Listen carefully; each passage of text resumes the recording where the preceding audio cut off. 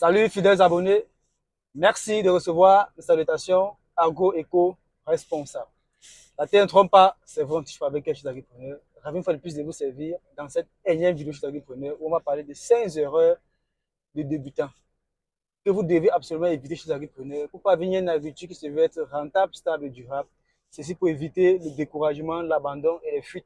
Alors chez Agripreneur, si vous ne découvrez pas à travers cette vidéo, ceci voudrait dire que vous êtes à la recherche de conseils, d'astuces et d'informations qui devra vous permettre de parvenir à une agriculture qui se veut être rentable, stable et durable. Rassurez-vous, vous êtes sur la bonne chaîne, vous êtes sur le bon canal.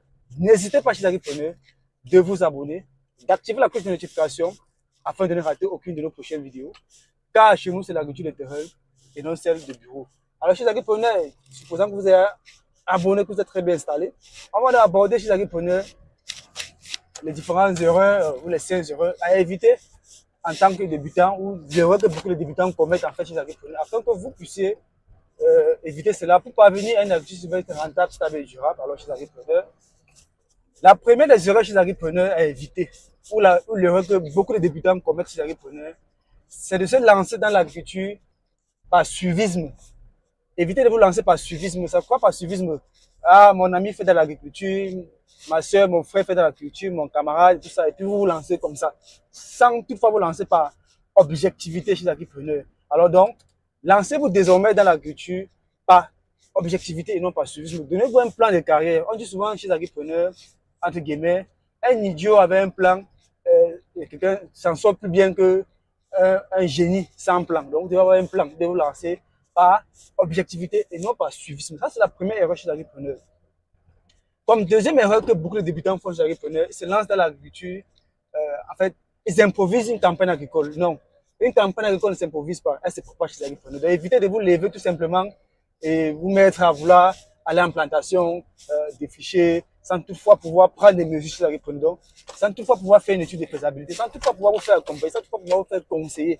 Alors chez l'agriculteur, il est important d'éviter de vous lancer sans toutefois préparer votre campagne agricole, tout en improvisant la campagne. Donc, il est important de se lancer en préparant sa campagne agricole. Donc, ça, c'est la deuxième erreur que beaucoup font et qui les coûte vraiment plus cher à l'avenir. Se lancer en improvisant. Ça, c'est la deuxième erreur chez l'agriculteur. Chers agripreneurs, avant de vous parler de la troisième erreur, je tiens à vous faire comprendre qu'il faut aller jusqu'au bout de la vidéo parce que la cinquième erreur est très intéressante et capitale. Et c'est beaucoup plus l'erreur même qui pousse beaucoup à l'échec, qui pousse beaucoup au découragement, aux fuites, parce qu'il se trouve être fugitif chez l'agripreneur.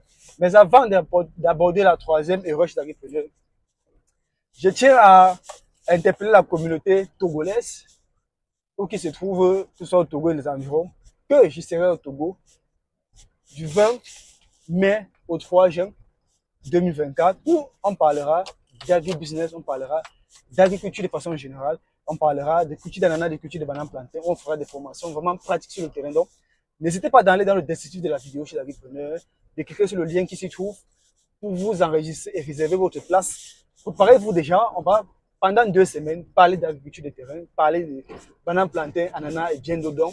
C'est le message qui est à vous passer chez l'agriculteur. Rendez-vous le 20 mai 2024 à Lomé au Togo, où on parlera d'agriculture. Donc, n'hésitez pas de réserver votre place, de partager et de vous abonner chez l'agriculteur. Alors, on va revenir à la troisième erreur chez l'agriculteur que beaucoup d'agriculteurs font dans le début. Cette erreur chez l'agriculteur, ça paye cash. C'est quoi cette erreur? C'est beaucoup plus en zone de forêt. Vous allez voir parfois les promoteurs en zone de forêt chez l'agriculteur, ils achètent une tronçonneuse neuve et donnent à l'abatteur pour faire le travail. Erreur à ne surtout pas faire chez l'agriculteur. Lorsque vous voulez faire la préparation de la parcelle chez l'agriculteur, vous devez éviter d'acheter une tronçonneuse neuve pour donner à l'abatteur, au scieur, au tronçonneur. Pourquoi? Parce que lorsqu'il va prendre cette tronçonneuse chez l'agriculteur, il va la transformer en tronçonneuse vieille. Parce que lui, il a sa vieille machine, il va acheter une machine neuve, il va juste faire le transfert des pièces de sa vieille machine à votre machine neuve. C'est-à-dire qu'il va enlever les pièces chez vous et mettre sur sa part, et ça va mettre chez vous. Vous allez voir compte qu'au bout d'une 2 semaines, la machine neuve que vous avez deviendra peut-être neuve de par la coque, mais vieille de par la qualité des pièces qui s'y trouveront. Donc, ne faites surtout pas cette erreur chez l'agriculteur. Si vous voulez faire votre abattage, évitez d'acheter une tronçonneuse que vous allez remettre à un sieur qui fasse le travail. Non. Que lui-même vienne avec son matériel. Si vous voulez m'acheter un matériel, prenez un matériel de seconde main, mais pas un matériel neuf. Alors, chez l'agriculteur, ça, c'est la troisième erreur que beaucoup d'agriculteurs commettent chez l'agriculteur. Alors, C'est quoi la quatrième erreur que beaucoup d'entrepreneurs connaissent, ou bien beaucoup de débutants en agriculture commettent chez les entrepreneurs? L'erreur qu'ils font beaucoup plus, c'est de se lancer avec un crédit bancaire. Non. Si vous voulez vous lancer dans l'agriculture chez les entrepreneurs, évitez pour le début de prendre un prêt, un crédit pour vous lancer. Pour un début, lancez-vous avec les fonds propres. Commencez petit, voyez grand, ayez de l'expérience, de la maturité, un marché déjà garanti, un succès avant de dire, ok, je peux prendre des crédits pour agrandir mon business parce que j'ai déjà la maîtrise, j'ai déjà le marché, j'ai déjà les connaissances, j'ai de l'expérience.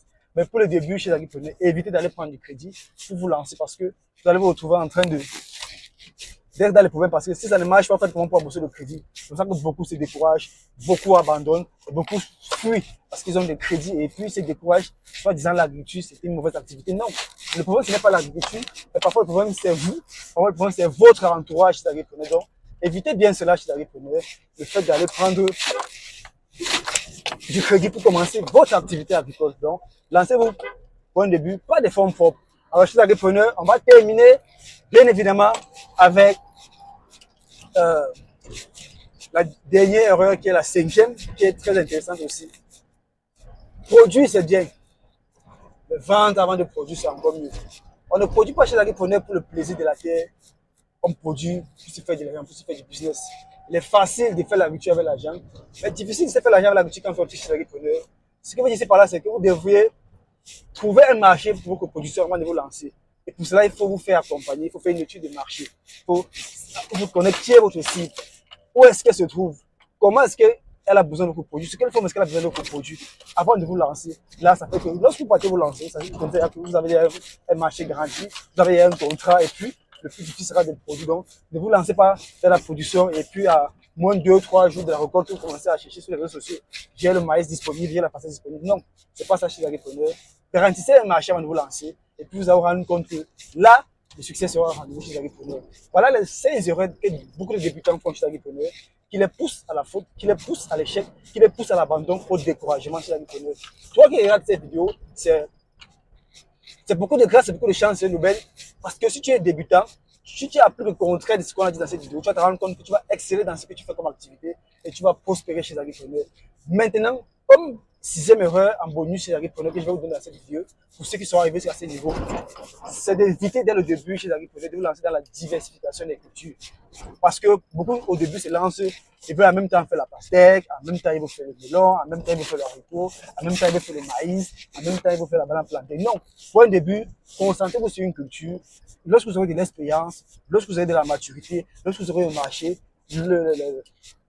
lorsque vous aurez la ressource financière, la ressource technique, la ressource humaine, vous pouvez diversifier vos différentes cultures chez les entrepreneurs. Donc, chers entrepreneurs, j'espère que cette vidéo vous a été utile et que vous avez appris et que vous saurez mettre cela en pratique dans les jours à venir, dans le mois à venir, afin d'être des entrepreneurs à succès et parvenir à une agriculture qui serait rentable, stable et durable, surtout chez les entrepreneurs. Disons à très bientôt pour un sujet encore plus intéressant et encore plus alléchant. Vive l'agriculture africaine, vive l'agrofricanisme. C'était comme ça pour vous le championnat agrofricain. Comme toujours, pour vous servir avec beaucoup de plaisir et beaucoup de bonheur. À très bientôt. Bye bye.